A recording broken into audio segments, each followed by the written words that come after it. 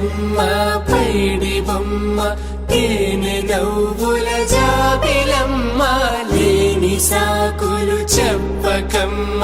పట్టువోణి కట్టవమ్మ నాన్నయదపై నిన్నటిదాకా అల్లరి ఆటలు ఆడినా